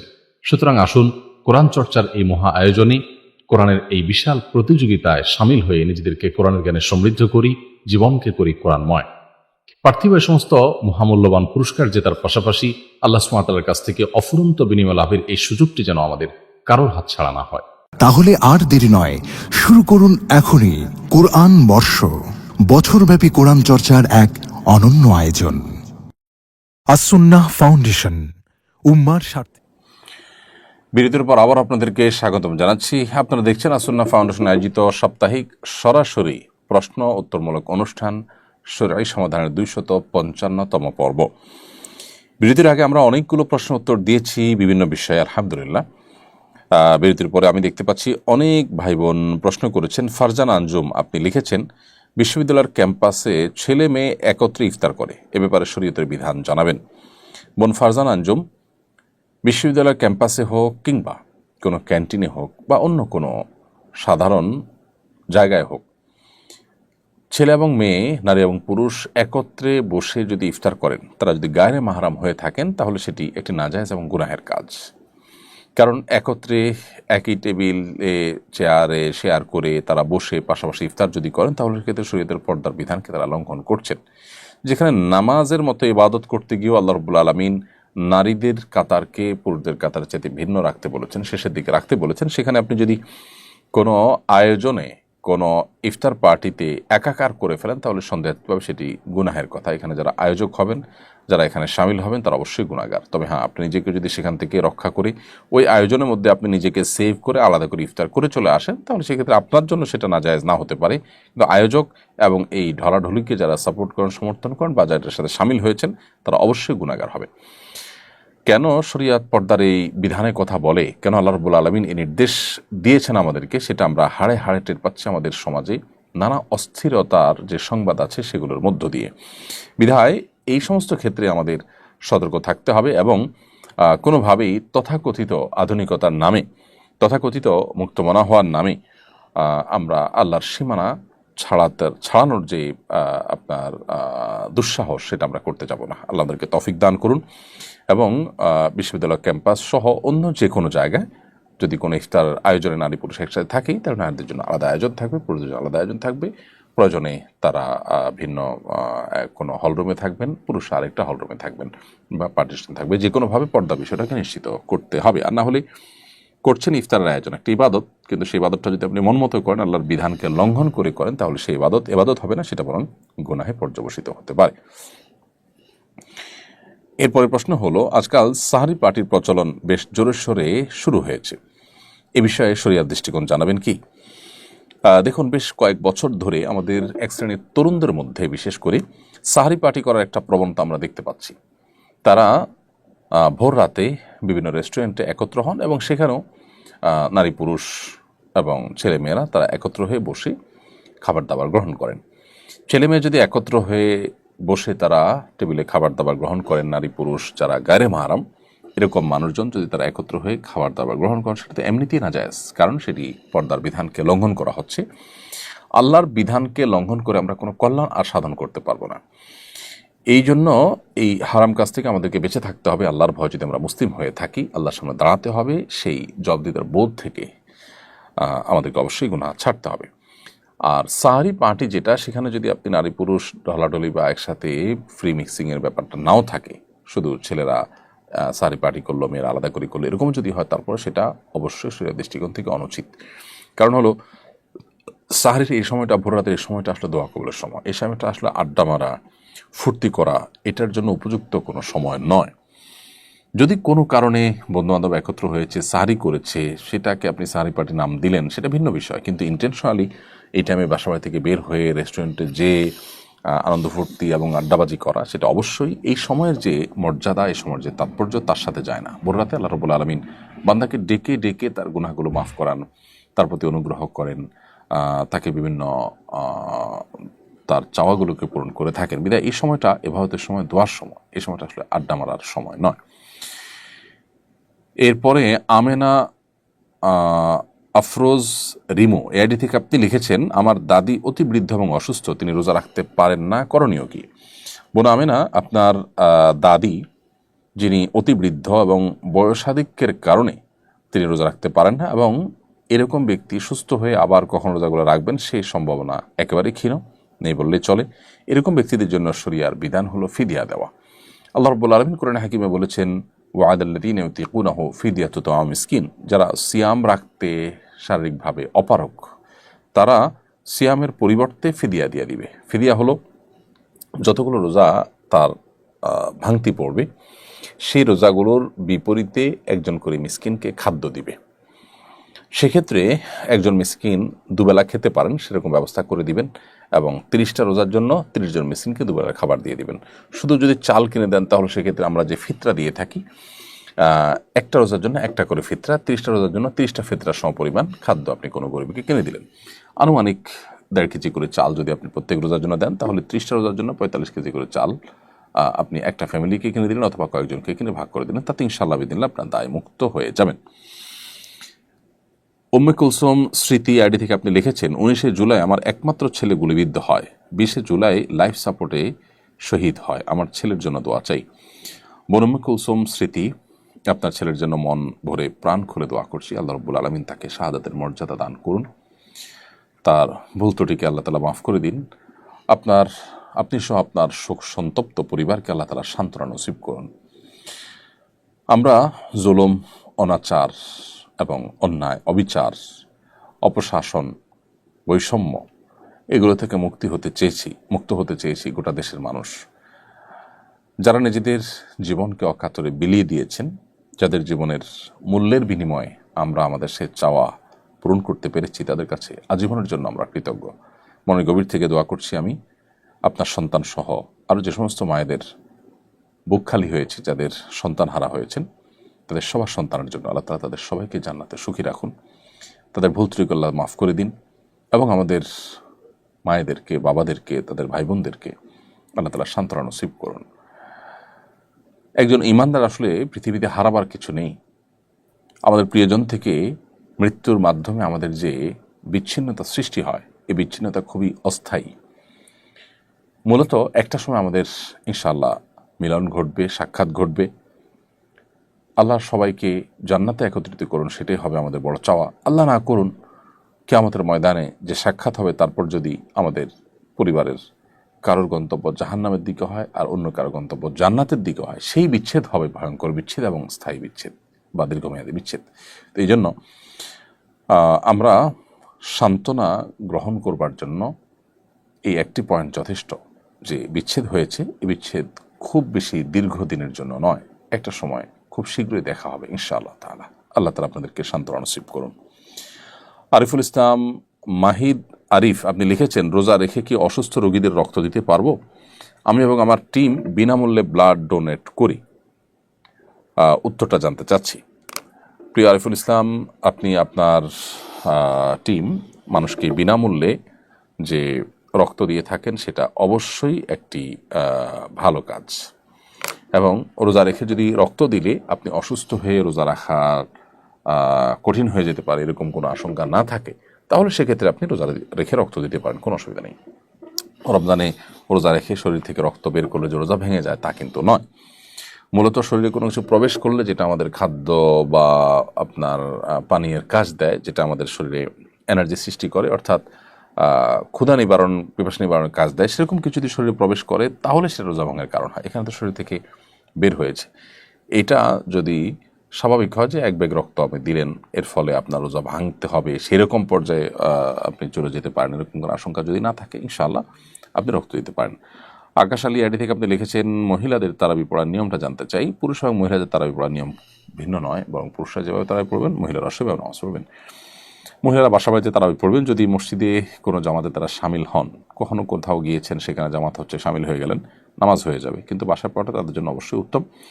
এবং মহিলারা যদি পরিবারের সদস্যরা নিজেরা জামাতে নামাজ পড়েন, সেটাও তারা করতে পারেন। তবে জামাতের জন্য ডাকডোল পিটিয়ে অন্যদেরকে সমবেত করা, কোথাও কোথাও মেয়েদের তারাবি নামার জন্য আলাদা মসজিদ তৈরি হচ্ছে, এরকম আমি জানতে পেরেছি। এরকমটি শরিয়ার মেজাজ, শরিয়ার যে নির্দেশনা, তার সাথে কিন্তু যায় না। এরপর প্রশ্ন হলো, দক্ষিণ আফ্রিকার এক ইমাম নিজেকে সমকামী দাবি করেছেন। তিনি একই সঙ্গে মসজিদ প্রতিষ্ঠা করেছেন, আবার সমকামী অধিকার পক্ষেও কাজ করেছেন। সম্প্রতি অজ্ঞাত পরিচয়ের লোকেরা তাকে হত্যা করেছে। প্রশ্ন হল, বিশ্বাসী কারো পক্ষে ইমাম হওয়া সম্ভব কিনা? ইমাম হওয়ার জন্য কি কি শর্ত রয়েছে? দেখুন, প্রথম কথা হলো যে আল্লাহ তাআলা যেটাকে হারাম করেছেন, পরিষ্কারভাবে যেটি হারাম, সারা বিশ্বের সমস্ত মুসলিম স্কলারগণ যেটি হারাম হওয়ার পরে ঐক্যমত পোষণ করেছেন, সেরকম একটি বিষয় যদি কেউ অস্বীকার করে, সেটা যদি কেউ হালাল মনে করে, সে মুসলিমই নন। যিনি মুসলিম নন, তিনি আসলে মসজিদ নির্মাণ করা বা ইমাম হওয়া না হওয়া, এই সমস্ত প্রশ্ন একেবারেই অবান্তর এবং অপ্রাসঙ্গিক। কারণ তার ইসলাম নিয়ে যেখানে প্রশ্ন রয়েছে, সেখানে তার ইমাম হওয়ার স্কোপ বা মসজিদ নির্মাণ করার স্কোপ কোত্থেকে আসে? তো এই জায়গা থেকে আমরা অবশ্যই বলতে চাই যে আজ পৃথিবীতে অধিকারের খোলসে অনেক অনাচার মানব সমাজে প্রবেশ করছে, প্রবেশ করানো হচ্ছে। মানব সভ্যতা পৃথিবীতে টিকে থাকার জন্য বৈবাহিক সম্পর্ক, পারিবারিক সম্পর্ক এটি গুরুত্বপূর্ণ। এটি যদি না থাকে তাহলে মানব সভ্যতা পৃথিবীতে হুমকির মধ্যে পড়ে যাবে। বিধায় এই জায়গা থেকে আমাদের সতর্ক থাকতে হবে, সজাগ থাকতে হবে এবং দায়িত্বশীল ভূমিকা পালন করতে হবে। এরপর প্রশ্ন করেছেন রুলিয়া রহমান, আপনি লিখেছেন, আমি সূচিবায়ু রোগে আক্রান্ত, সবকিছুতেই পবিত্রতা নিয়ে সন্দেহ হয়। এ নিয়ে আমার স্বামীর সাথে আমার ঝগড়া লেগেই থাকে।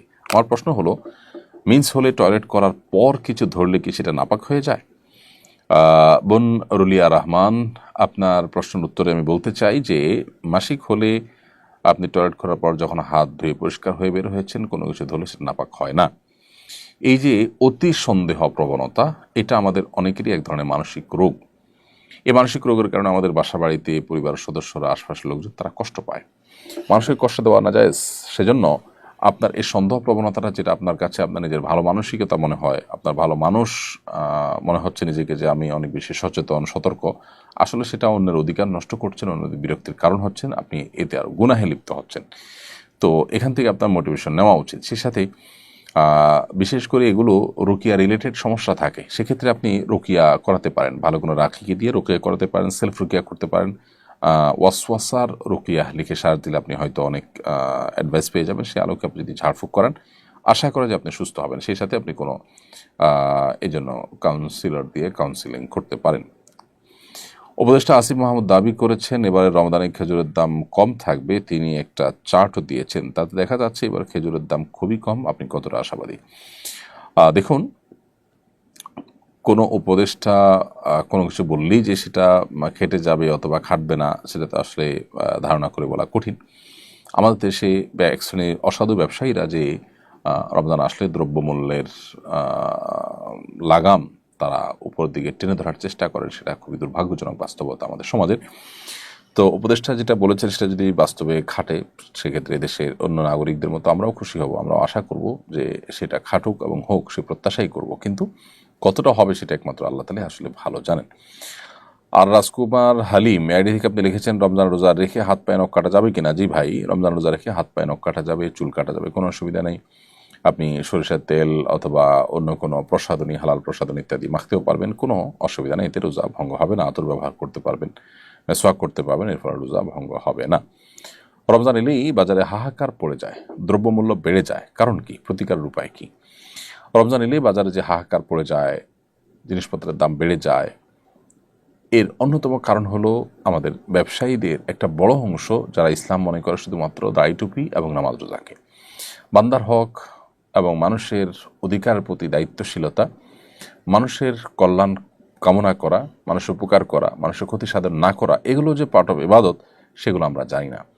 যার কারণে আমাদের ব্যবসায়ীদের দ্বারা এই সমস্ত অনাচারগুলো হয়। দ্বিতীয় গুরুত্বপূর্ণ কারণ হলো আমাদের দেশে আইনের শাসন প্রতিষ্ঠা দুর্ভাগ্যজনকভাবে কেউই করতে পারেনি সেভাবে।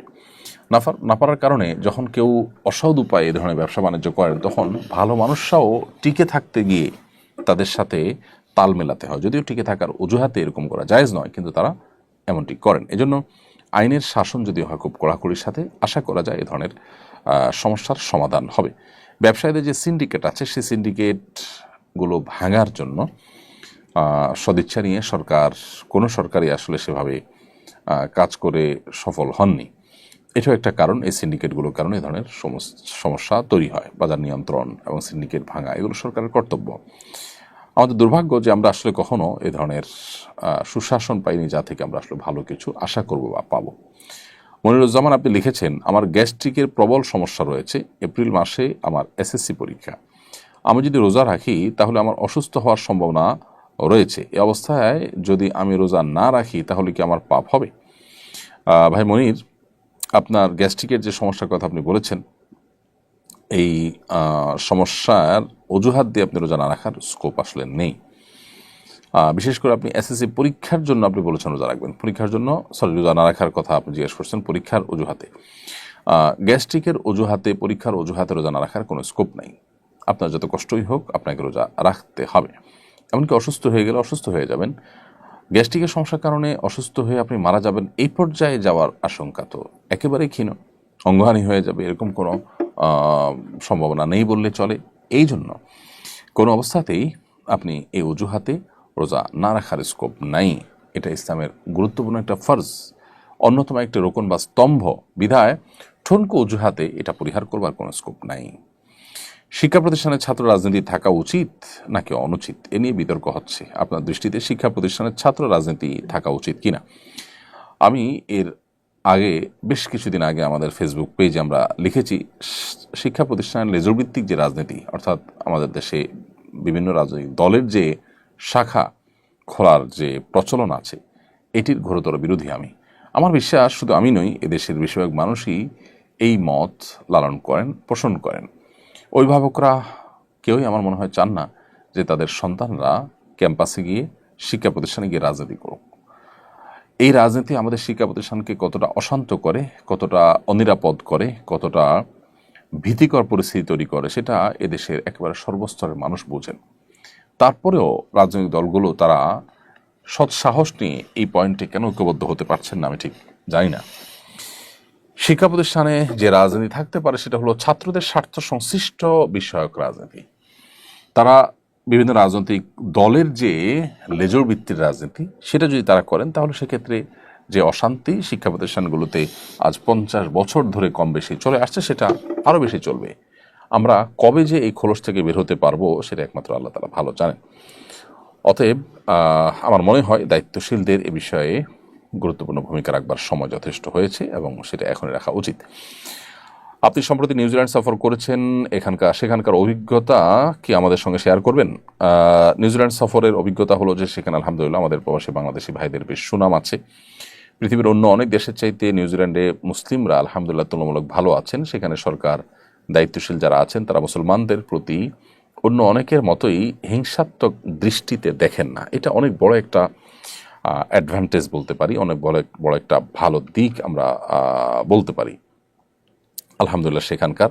এবং সেখানে বিশেষ করে ক্রাইস্ট চার্চের ঘটনার পর মুসলিমদের দাওয়াতি কাজের অপরচুনিটি অনেক বেড়েছে। সেগুলোকে আমাদের সদ্ব্যবহার করা উচিত, সুযোগগুলোকে কাজে লাগানো উচিত। আর এর বাইরে আলহামদুলিল্লাহ একটা সুখী দেশ, তুলনামূলকভাবে অনেক বেশি নিরাপদ, কোয়াইট অ্যান্ড সাইলেন্ট একটি সমাজ, একটি দেশ। সে দেশে আল্লাহর দিন যদি মানুষের মধ্যে চলে আসে, যে মানুষগুলো দুনিয়াতে সুখে আছে তারা আখিরাতেও সুখে থাকবে, জান্নাতে যাবে, সেই প্রত্যাশা আল্লাহ তাআলার কাছে। এবং সেটার জন্য উপযোগিতা এবং পরিবেশ যেন তৈরি হয়, আমাদের দাওয়াতি কাজ করা দরকার। আল্লাহ আমাদেরকে সে তৌফিক দান করুন। রামিসা ফেরদাউস লিখেছেন, অজু করে নামাজ পড়ার পর অনেক সময় দেখি আমার দাঁতের খাবারের ক্ষুদ্র কণা আটকে আছে, এতে কি আমার নামাজ হবে? বোন রামিসা, আপনি অজু করার পর যদি ক্ষুদ্র কণা আপনার দাঁতে লেগে থাকে এবং সেটা এতটাই ক্ষুদ্র যে একটা চনা বুট এর চাইতেও ছোট ক্ষুদ্র, তাহলে এর কারণে আপনার রোজার কোনো অসুবিধা নেই, যদি এটা পেটেও চলে যায়। আর যদি আটকে থাকে আর আপনি এটা বের করে ফেলে দেন, তাহলে তো কোনো অসুবিধাই নেই, সাইজ যাই হোক না কেন। এরপরে রোমাইয়া রিমু আপনি লিখেছেন, আমার 7 ভরি স্বর্ণ আছে, কোনো রূপ নেই, হাতে নগদ কোনো টাকা জমা নেই, কিন্তু জিপিএফ ফান্ডে প্রায় 2 লক্ষ টাকা আছে, এক্ষেত্রে জাকাতের বিধান কী হবে? জিপিএফ ফান্ড যেটা বাধ্যতামূলক কেটে নেওয়া হচ্ছে, যেটা আপনি আসলে পাচ্ছেনই না, বেতন থেকেই রেখে দেওয়া হচ্ছে, আপনি এখনও বুঝেই পান নাই, সেটা জাকাত আপনাকে দিতে হবে না যতদিন পর্যন্ত আপনি এটা বুঝে না পান। আর যেটা আপনি যে কোনো সময় ভাঙতে পারেন, চাইলে নিতে পারেন, এরকম যদি হয় তাহলে সেটার জাকাত আপনাকে দিয়ে যেতে হবে। এরপর প্রশ্ন হলো, তারাবি পড়ানোর পর টাকা নেওয়ার বিধান কি? খতম তারাবিতে কোরআনে কারিমের তেলাওয়াত এবং খতম দেওয়া এটাই হলো মুখ্য, আর কোরআনে কারিমের তেলাওয়াতের বিনিময়ে দেওয়া নেওয়া জায়েজ নয়। সেই দৃষ্টিকোণ থেকে ওলামা ইকরামের প্রসিদ্ধ ফতোয়া হলো যে খতম তারাবির বিনিময়ে দেওয়া নেওয়া জায়েজ নয়। এক্ষেত্রে হাফেজ সাহেবদের আমরা ওয়াক্তিয়া নামাজের ইমাম হিসাবে নিয়োগ দিতে পারি, সেটা হতে পারে 1 ওয়াক্ত 2 ওয়াক্ত, এবং এরপর তাদেরকে সেটার জন্য আমরা বেতন বা তাদের যে প্রাপ্য ভাতা সেটা আমরা ঠিক করে সেটা আমরা দিতে পারি। এটাও যাতে ছলছাতুরি টাইপ না হয় সেটা আমাদের নিশ্চিত করা দরকার। আমিনা আক্তার আপনি লিখেছেন, রোজা অবস্থায় চোখ, নাক ও কানে ড্রপ ব্যবহার করা যাবে কিনা? বোন আমিনা, রোজা অবস্থায় আপনি চোখে ড্রপ ব্যবহার করতে পারেন, কানে ড্রপ ব্যবহার করতে পারেন, তবে নাকে ড্রপ ব্যবহার করতে পারেন না, কারণ নাকের যে ড্রপ সেটা আপনার নাকের ছিদ্র হয়ে কণ্ঠনালী হয়ে আপনার পেট পর্যন্ত যেতে পারে, সেজন্য এটা আপনি করতে পারবেন না। আর চোখ এবং কানের ড্রপ এটা আপনি ব্যবহার করতে পারবেন, কারণ বিশুদ্ধ মত অনুযায়ী, গবেষণা অনুযায়ী চোখ এবং কানে যে ড্রপ ব্যবহার করা হয়ে থাকে সেটা আমাদের পেটে যাওয়ার সম্ভাবনা একেবারেই ক্ষীণ। এর মধ্যে একটা তো আছে যে পেটের সাথে যাওয়ার কোনো কানেকশনই নেই, যার কারণে এগুলো আপনি ব্যবহার করতে পারবেন। খাদিজা আপনি লিখেছেন, বিগত রমজানের কাজা রোজা না রাখলে কি সামনে রমজান রোজা হবে না? বোন খাদিজা, এমন কোনো কথা নেই যে বিগত রমজানের কাজা রোজা না রাখলে রমজান রোজা হবে না। রমজান রোজা আপনি রেখে ফেলবেন এবং রমজানের পরপরই বিগত রমজানের যে কাজা রোজাগুলো রয়েছে সেগুলো দ্রুততার সাথে আপনি রেখে ফেলবেন। নাসরিন আক্তার সৌরভ আপনি লিখেছেন, কিভাবে মোবাইল ফোনের প্রতি আসক্তি কমানো যায়? বোন নাসরিন আক্তার, মোবাইল ফোনের প্রতি আসক্তি কমানোর জন্য নিজেকে নিয়ন্ত্রণ করা যদি কঠিন হয় তাহলে সেক্ষেত্রে প্রয়োজনে স্মার্টফোন ছেড়ে বাটন ফোনে চলে আসতে হবে। কিছুদিনের জন্য যদি আপনি চেষ্টা করেন, অসম্ভব কোনো বিষয় নয়। কিছু কিছু হয়তো অসুবিধা হবে, কিন্তু সেগুলো আপনি ওভারকাম করতে পারবেন। এমডি মারুফ বিল্লাহ আপনি লিখেছেন, সাহরি খেতে না পারলে কি রোজা হবে? সাহরি খেতে না পারলেও রোজা হবে। কোনো কারণে কেউ সাহরি খেতে পারলো না তার মানে তিনি রোজা রাখবেন না, ব্যাপারটা কিন্তু তা নয়। অনেকে আছেন যে সাহরি খেতে না পারলে তিনি ভেঙে পড়েন যে কীভাবে রোজা রাখবেন। আসলে এতটা দুর্বল হওয়া, এতটা হীনমন্য হওয়া মুসলমানের সাজে না। এই জন্য সাহরি খেতে না পারলেও আমি রোজা রাখলে আমার সেই রোজা যে একেবারে আমার জীবনহানি করে ফেলবে, আমি মরে যাব, এরকম তো না। এই জন্য হিম্মত করা দরকার। তাছাড়া সাহরি খাওয়াটা এটা রমজানে রোজার একটা সুন্নত আমল। এর ফলে রোজার মূল স্ট্রাকচার ফরজ বা ওয়াজিব তো আর ছুটছে না, যার কারণে আপনার রোজা হয়ে যাবে। এমনি ওসমান গনি লিখেছেন, রোজা না রাখতে পারলে কি তারাবি পড়া যাবে? কোনো কারণে কেউ রোজা রাখতে পারলেন না, অসুস্থতার কারণে সফরে আছেন, তারাবি পড়তে পারবেন। রোজা না রাখতে পারলে তারাবি পড়া যাবে না, ব্যাপারটা এরকম না। আমরা অনেকে রোজার সাথে তারাবিকে এমনভাবে রিলেট করে ফেলেছি যে রোজা না রাখলে বোধহয় তারাবি আর পড়া যাবে না, অথবা কেউ তারাবি না পড়লে তার রোজা হবে না, এরকম কোনো বিষয় নয়। আসলে রোজা একটি ইবাদত আর তারাবি আরেকটা ইবাদত। নবী করিম সাল্লাল্লাহু আলাইহি ওয়াসাল্লাম বলেছেন, মান কামা রমাদান ঈমানান ওয়া ইহতিসাবা গফিরা লাহু মা তাকাদ্দামা মিন যামবি। যে ব্যক্তি ঈমান এবং ইখলাসের সাথে সিয়াম পালন করবে তার পূর্বের সমস্ত গুনাহ মাফ করে দেওয়া হবে। ঠিক একই হাদিসে নবী সাল্লাল্লাহু আলাইহি ওয়াসাল্লাম আরও বলেছেন, যে ব্যক্তি ঈমান এবং ইহতিসাব বা ইখলাসের সাথে তারাবি সালাত আদায় করবে, আল্লাহ তাআলা তার পূর্বের সমস্ত গুনাহ মাফ করবেন। ছোটোখাটো গুনার কথা মিন করা হয়েছে। তো এই জন্য আপনি কোনো কারণে রোজা রাখতে যদি নাও পারেন, তারাবির সময় হলে আপনি তারাবির পড়ার সুযোগ সামর্থ্য থাকলে অবশ্যই আপনি তারাবি পড়বেন। এমডি সুরুজ্জামান ইসলাম সাকিব আপনি লিখেছেন, এক বক্তা বলেছেন কোরআন ওযু ছাড়া ধরা যাবে না, আপনি কি বলেন?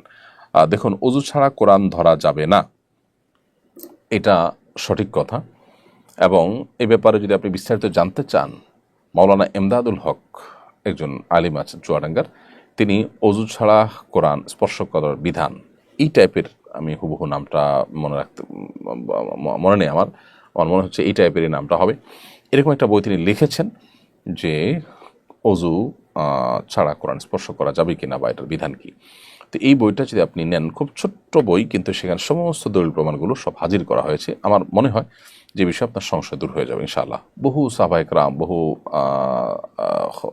সালাফে সালেহিন, বহু হাদিস দ্বারা এটি সুসাব্যস্ত এবং প্রমাণিত যে কোরআন এটা স্পর্শ করার জন্য আপনার ওযু থাকা প্রয়োজন। তবে হ্যাঁ, মুখস্থ কোরআন তেলাওয়াতের জন্য ওযু থাকার প্রয়োজন নেই। এরপরে প্রশ্ন হলো, রোজা অবস্থায় ইনসুলিন গ্রহণ করা যাবে কি না? রোজা অবস্থায় ইনসুলিন গ্রহণ করা যাবে, কারণ যে ইনসুলিনটা আমরা গ্রহণ করি সেটা আমাদের আসলে পাকস্থলিতে বা পেটের ভিতরে যায় না, খাদ্যের কাজ দেয় না, এটা জাস্ট চামড়ার নিচে এটি থাকে, যার কারণে এই ইনসুলিন আপনি রোজা অবস্থায় গ্রহণ করতে পারবেন। কিছুদিন আগে উত্তরায় এক ব্যক্তি কিশোর গ্যাংয়ের হামলার শিকার হন। এই সময় তার নারীর সঙ্গী ঢাল হয়ে তাকে বাঁচান। সোশ্যাল মিডিয়ায় সবাই নারীটির প্রশংসা করে, স্বামী অন্তপ্রাণ স্ত্রী ভেবে সবাই সাধুবাদ দেয়। পরে জানা যায় যে সে নারীটি লোকটির প্রকৃত স্ত্রী নন। প্রকৃত স্ত্রী ভিডিও বক্তৃতার মাধ্যমে খোলাসা করেন। শরীয়তের আলোকে এরকম ত্রিশঙ্কু অবস্থা সম্পর্কে আপনার মন্তব্য জানতে চাই। চমৎকার প্রশ্ন। দেখুন, আমাদের দেশে যে হারে পরকীয়া বেড়ে চলেছে, আমাদেরকে নতুন করে ভাবতে হবে যে আমরা পশ্চিমা সংস্কৃতিকে যে আমদানি করছি নাটক সিনেমার নাম দিয়ে, বিভিন্ন নাম দিয়ে, বিনোদনের নামে আমরা সে সমস্ত সংস্কৃতি আমদানি করে আমাদের সমাজ ব্যবস্থাকে যে ধ্বংস করে ফেলছি, আমাদের পরিবার, আমাদের দাম্পত্য সম্পর্কগুলো যে ভেঙে খান খান হয়ে যাচ্ছে, এরপরে আমাদেরকে ভাবতে হবে। এবং এ ধরনের পরিস্থিতি থেকে উত্তরণের জন্য আমাদের সবাইকে ঐক্যবদ্ধ হতে হবে যে আমরা ভিনদেশী এই সমস্ত অপসংস্কৃতিকে আমরা ওয়েলকাম করব না। আমরা বিনোদনের নামে এই সমস্ত হারামে গা ভাসাবো না। যদি সেটা আমরা না করতে পারি, তাহলে সেক্ষেত্রে পৃথিবীর অনেক দেশ যেরকম তাদের পরিবার ব্যবস্থাপনা ভেঙে পড়েছে, আমরা বোধহয় সেই ধ্বংসের দিকে আমরা পা বাড়াবো, যেটা আমাদের ভালো কোনো পরিণতির দিকে আমাদেরকে নিবে না। এ হলো এ বিষয়ে আমার মন্তব্য। তাছাড়া কিশোর গ্যাং ইত্যাদির অত্যাচার বেড়েছে, এটা দীর্ঘ কয়েক বছর যাবৎ আমাদের দেশে চলে আসছে। এগুলো নিয়ে আইনের শাসন খুব বেশ ভালোভাবে হওয়া দরকার। শিশুর সংজ্ঞা দিয়ে আপনার সাধারণত আমরা এ ধরনের অপরাধগুলো আপনার অনেক বেশি হওয়ার ক্ষেত্রে ভূমিকা রাখছে নিজেদের অজান্তে হয়তোবা। শিশুর সংজ্ঞাটাকে আরও ঠিক করে অথবা আইনের যে মাইলপ্যাচ আছে সেগুলো সংশোধন করে হলেও এদেরকে আইনের আওতা আনা উচিত এবং দৃষ্টান্তমূলক শাস্তি হওয়া উচিত। তাতে ইনশাআল্লাহ এই ধরনের পরিস্থিতি আশা করা যায় নিয়ন্ত্রণে আসবে। মহিলারা কি পিল খেয়ে মাসিক বন্ধ রেখে রোজা রাখতে পারবেন? মহিলারা পিল খেয়ে মাসিক বন্ধ রেখে রোজা রাখতে পারবেন যদি তাদের শরীরে বড় কোনো ক্ষতির আশঙ্কা না থাকে। যদি বড় কোনো সাইড এফেক্ট হতে পারে এরকম মনে হয়, তাহলে সেক্ষেত্রে নিজের শরীরকে ক্ষতি করে ধ্বংস করে আপনি এটা করতে পারেন না। আল্লাহ বলেছেন ওয়ালা তুলকু বিআইদিকুম ইলা তাহলুকা, তোমরা নিজেদেরকে ধ্বংসের দিকে ঠেলে দিও না। বিধায় নিজেদের ক্ষতি করে এরকমটি করা উচিত হবে না। আর এমনিতে যদি ক্ষতির কোনো আশঙ্কা না থাকে তাহলে এটি করতে পারেন। কিছুদিন আগে এক প্রখ্যাত সাবেক চিত্রনায়িকা আক্ষেপ করে বলেছেন, বাবা মা আমাকে হাফেজ বানাতে পারতেন, ডাক্তার ইঞ্জিনিয়ার বানাতে পারতেন, তা না করে তারা আমাকে নায়িকা বানিয়েছেন। স্পষ্টত তিনি নায়িকা হওয়াটাকে ভালো মনে করছেন না। একজন তথাকথিত সফল নায়িকার এই মনস্তত্ত্বকে কীভাবে ব্যাখ্যা করবেন? খুবই চমৎকার একটি প্রশ্ন এবং প্রয়োজনীয় একটি প্রশ্ন। এই নিউজটি আমারও চোখে পড়েছে। দেখুন, মানুষ পাপাচার করে, গুনাহে লিপ্ত হয়, একটা সময় তার অনুভূতি জেগে ওঠে এবং তার সম্বিত ফিরে পান তিনি। আল্লাহ রাব্বুল আলামিন আমাদেরকে আগে থেকে সতর্ক করেন, নবী রাসূলগণ আমাদেরকে আগে থেকে সতর্ক করেন। আমরা খুবই কম মানুষই সতর্ক হই। একটা পর্যায়ে আমরা সবই বুঝতে পারি, কিন্তু ততক্ষণ আমাদের সব শেষ হয়ে যায়। এই ঘটনা থেকে শিক্ষা গ্রহণ করে আল্লাহ যা হারাম করেছেন সেটা আমাদের জন্য অকল্যাণকর, সেটাকে আমরা বর্জন করার মতো মানসিকতা লালন করতে হবে। একজন মুসলিম হিসাবে এই ঘটনা আমাদের ঈমানকে আরও বাড়িয়ে দেয় যে একজন বোন আমাদের, যিনি এই পথে আসার পর তথাকথিত সাফল্যের চরম শিখরে পৌঁছার পরও তার অনুভূতি হয়েছে যে তিনি ভুল পথে গেছেন, তিনি আরও ভালো পথে যেতে পারতেন, তার জীবনকে আরও সুন্দরভাবে আলোকিত করতে পারতেন। যারা এখনও বয়স স্বল্পতার কারণে, অভিজ্ঞতা কম থাকার কারণে হারামে যারা হাবুডুবু খাচ্ছেন, তাদের এখনও ফিরে আসার সময় রয়েছে। তারা এই ঘটনা থেকে শিক্ষা গ্রহণ করে তারা ফিরে আসুন। তারা অন্যায় এবং অনাচার আল্লাহ যা নিষেধ করেছেন সেগুলো থেকে বেঁচে থাকার চেষ্টা করুন। ইনশাআল্লাহ আপনার এখন বোঝা আসুক বা না আসুক, ইনশাআল্লাহ আপনি সাফল্যের পথে, সুখের পথে, সমৃদ্ধির পথে আপনি থাকতে পারবেন যদি আল্লাহর হারাম থেকে আপনি বেঁচে আসতে পারেন, বাইর হয়ে আসতে পারেন। আল্লাহ আমাদেরকে সেই তৌফিক দান করুন এবং আমাদের এই বোন তার জীবনের ভুল ত্রুটিকে আল্লাহ তাআলা মাফ করে তাকে শুদ্ধতার পথে ফিরে আসার তৌফিক দান করুন। এখনও শাহ এআইডি থেকে আপনি লিখেছেন, আমার 6 ঘন্টার পর ঔষধ সেবন করতে হয়, আমি কি রোজা রেখে ঔষধ সেবন করতে পারবো? ভাই, আপনি কোনো ধার্মিক ডাক্তারের শরণাপন্ন হবেন। যে ওষুধটা আপনার 6 ঘন্টা পর সেবন করতে হয় সেটা আপনি 12 বা 14 ঘন্টা পর সেবন করার অপশন থাকার কথা, ডোজ বাড়িয়ে দিয়ে বা অন্য কোনো উপায়ে আপনি অবশ্যই রোজা রাখার চেষ্টা করতে হবে।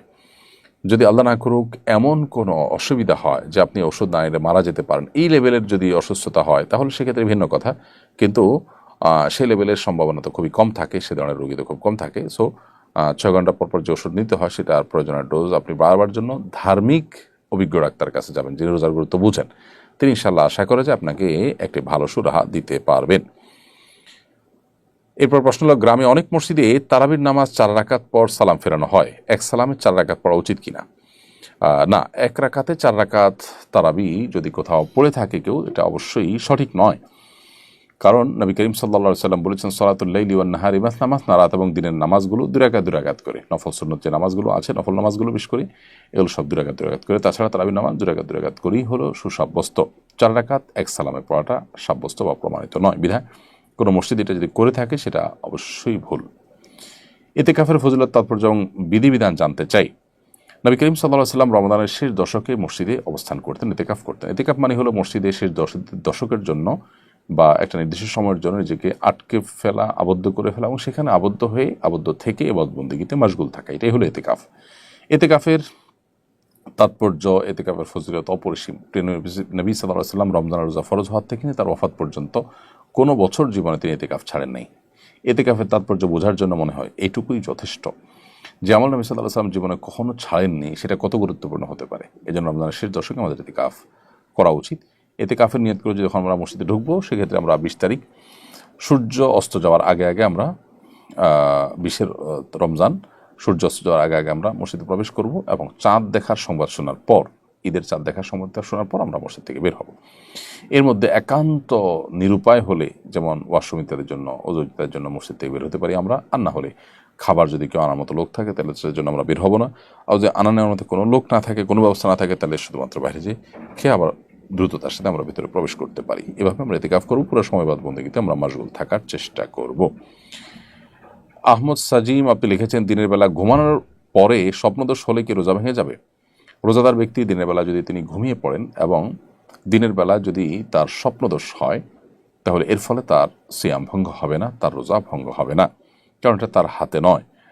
তবে ইচ্ছাকৃত বীর্যপাত ঘটালে সেটি অবশ্যই রোজা ভঙ্গের কারণ হবে, স্ত্রী সবাসকৃত রোজা ভঙ্গের কারণ হবে, সেটি বলাই বাহুল্য। কিন্তু স্বপ্নদোষ হলে যদি বীর্যপাত হয়ও, তার ফলে তার রোজা ভাঙবে না, তবে গোসল ফরজ হবে, সেই হিসাবে তিনি গোসল করে নামাজ আদায় করবেন। আমানতের টাকার জাকাত দেওয়ার বিধান কি? এ টাকার জাকাত কে দিবে? আমানতের টাকা যিনি আমানত রেখেছেন তিনি মালিক, অতএব তিনি জাকাত দিবেন। যার কাছে রেখেছেন তিনি টাকার মালিক নন, বিধায় তাকে জাকাত দিতে হবে না। পাঞ্জেগানা মসজিদে ইতিকাফ করা যাবে কিনা? হ্যাঁ, পাঞ্জেগানা মসজিদে ইতিকাফ করা যাবে। ইতিকাফের জন্য জুমা মসজিদ হওয়া শর্ত নয়, তবে মসজিদ হওয়া শর্ত। যে জায়গাটা আসলে মসজিদ, অর্থাৎ মসজিদের মর্যাদা পাচ্ছে, যে জায়গাটা নামাজ আদায়ের জন্য নির্ধারণ করা হয়ে গেছে, ফিক্সড করা হয়েছে, নির্দিষ্ট করা হয়েছে স্থায়ীভাবে, সেই জায়গাটা মসজিদ হিসাবে মর্যাদা পাবে। কেউ ওয়াকফ করে দিল, সেটা পাঞ্জেগানা মসজিদ হতে পারে, জুমা মসজিদ হতে পারে। এখন প্রশ্ন হলো, পাঞ্জেগানা মসজিদ যদি ইতিকাফ করে তাহলে জুমার নামাজের জন্য কি করবে ইতিকাফকারী? উত্তর হলো, জুমার নামাজের জন্য তিনি বের হয়ে জুমা মসজিদে যাবেন, জুমা নামাজ পড়ে আবার তার ইতিকাফের জায়গায় তিনি ফিরে আসবেন। এভাবে তিনি জুমাও আদায় করবেন, আবার ইতিকাফও আদায় করবেন। অনেকেই বলে রমজান মাসে নাকি মুর্দারা বাড়িতে আসে, এটা কতটুকু সত্য? রমজান মাসে মুর্দারা বাড়িতে আসে মর্মে যে কথা প্রচলিত আছে আমাদের সমাজে, সেটা একেবারেই ভুল এবং ভ্রান্ত কথা, এর কোনো বাস্তবতা নেই, নিছকই মন গড়া কথা। বিধায় এখান থেকে আমরা যথাসম্ভব মন গড়া কথা থেকে আমরা বিরত থাকার চেষ্টা করব। প্রিয় দর্শক, আর অনেক প্রশ্ন আমাদের কাছে আছে। সুস্মিতা, এমডি বাদশাহ ইসলাম, এমডি মঈনুল হক, রিফাত আহমদ অনেকে প্রশ্ন করেছেন। একটি প্রশ্ন উত্তর দিচ্ছি আমি। মোহাম্মদ ফিরোজ আপনি লিখেছেন, রমজানের কিছু আমল বলুন যা রাসূল আকরাম সাল্লাল্লাহু আলাইহি ওয়াসাল্লাম করতেন। ভাই ফিরোজ, আপনার এই প্রশ্ন উত্তর আমি বলতে চাই যে এ বিষয়ে আমাদের 1-1.5 ঘন্টার ভিডিও বক্তব্য আছে। গত কয়েক বছর ধরে আমরা বিভিন্ন জায়গায় এই বিষয়ে কথা বলার চেষ্টা করছি। সেটা হলো রমাদান কেন্দ্রিক স্পেশাল আমল নবী সাল্লাল্লাহু আলাইহি ওয়াসাল্লাম থেকে বর্ণিত কোরআন হাদিসের আলোকে সাব্যস্ত আমলগুলো কি, সেগুলো আমরা বিভিন্ন বক্তব্যে তালিকা আকারে তুলে ধরার চেষ্টা করেছি। এই বছর প্রথমবারের মতো আমরা সেগুলোকে একত্র করে একটা ছোট পুস্তিকা, 48 পৃষ্ঠার একটা পুস্তিকা আপনাদেরকে উপহার দেওয়ার চেষ্টা করেছি, যার নাম দিয়েছি আমরা মাহে রমজানের 27 আমল। এই বইটিতে আপনি পুরো রমজান জুড়ে কোরআন সুন্নাহর আলোকে রমজানের স্পেশাল কী কী আমল করবেন তার সবগুলো কিন্তু সেখানে পেয়ে যাবেন। খুবই সংক্ষেপে, খুব যা না বললে নয় সেটুকুন ব্যাখ্যা করে আমরা এই বইটাকে লেখা শেষ করেছি। তো এই বইটা আপনার পাথেয় হতে পারে এবং আপনার এই কাজে সহযোগী হতে পারে ইনশাআল্লাহ তাআলা। প্রিয় দর্শক, আমরা দেখতে দেখতে অনুষ্ঠানের একেবারে শেষ প্রান্তে চলে এসেছি। আপনাদের আর অনেকগুলো প্রশ্ন আছে, আমরা সেই প্রশ্ন উত্তরগুলো ইনশাআল্লাহ অন্য কোনো লাইভ অনুষ্ঠানে দেওয়ার চেষ্টা করব, অথবা আগামীকাল বা তার পরের দিন ইনশাআল্লাহ আমাদের অ্যাডমিনগণ আপনাদেরকে রিপ্লাইয়ের মাধ্যমে উত্তর দেওয়ার চেষ্টা করবেন। রমাদান জুড়ে সাধারণত আমরা লাইভ অনুষ্ঠানটি বন্ধ রাখি। যদি আপনাদের খুব বেশি ডিমান্ড থাকে আর আমরাও ব্যাটে বলে করতে পারি, তাহলে হয়তো আসরের পর আমরা লাইভ অনুষ্ঠানটি চালাতে পারি ইনশাআল্লাহ বিদিনিল্লাহ। আমরা শুধু কোভিড-19 সময় জুমার পরপর লাইভ অনুষ্ঠানটি চালাতে পেরেছিলাম, কন্টিনিউ করতে পেরেছিলাম, কিন্তু এখন জুমার সালাত যেখানে আদায় করি সেখান থেকে আমাদের স্টুডিও অনেক দূরে হওয়ার কারণে আসলে আমাদের জন্য লাইভ অনুষ্ঠানটি কন্টিনিউ করা একটু কঠিন হয়। তো আমরা ইনশাআল্লাহ বিদিনিল্লাহ চেষ্টা করব, যদি আল্লাহ তৌফিক দান করে এবছর আসরের পরে লাইভ অনুষ্ঠানটি করা যায় কিনা সে বিষয়ে, এবং আল্লাহ যদি তৌফিক দান করেন সেটা আমরা অবশ্যই করব। এবং আপনারা আপনাদের মতামতও জানাবেন মন্তব্যের ঘরে, যেটা আদৌ আমাদের কন্টিনিউ করার দরকার আছে কিনা খুব বেশি, নাকি রমজান মাস আমরা বন্দেগীতে মশগুল হবো। ইনশাআল্লাহ রমজানের পরে আবার আমরা অনুষ্ঠানে ফিরবো। আপনাদের মতামত কামনা করছি। প্রিয় দর্শক, দেখতে দেখতে অনুষ্ঠানের একবার শেষ প্রান্তে অনেক আগে আমরা পৌঁছে গেছি। আপনারা আমাদের সাথে যারা ছিলেন তাদের সবাইকে ধন্যবাদ জানাচ্ছি, মোবারকবাদ জানাচ্ছি, জানিয়ে শেষ করছি। আল্লাহ তাআলা আমাদের মাহে রমাদানকে ইবাদত বন্দেগী দিয়ে ভরপুর করার তৌফিক দান করুন, বরকতময় আল্লাহ তাআলা করে দিন পুরো মাসকে। সেই দোয়া রব্বে কারীমের কাছে ব্যক্ত করছি আমার এবং আমাদের সকল দর্শক ভাই বোন সকলের জন্য, এবং বিদায় নিচ্ছি আজকের মতো। দেখা হবে পরবর্তী লাইভে ইনশাআল্লাহ। আল্লাহ তাআলা সে পর্যন্ত সবাইকে ভালো রাখুন, সুস্থ রাখুন, নিরাপদে রাখুন। ওয়াসসালামু আলাইকুম রহমতুল্লাহি ওয়া বারাকাতুহু। আসুন্নাহ ফাউন্ডেশন, উম্মার স্বার্থে সুন্নাহর সাথে। আসুন্নাহ ফাউন্ডেশন, উম্মার স্বার্থে সুন্নাহর সাথে। আসুন্নাহ ফাউন্ডেশন, উম্মার স্বার্থে সুন্নাহর সাথে। আসুন্নাহ ফাউন্ডেশন, উম্মার স্বার্থে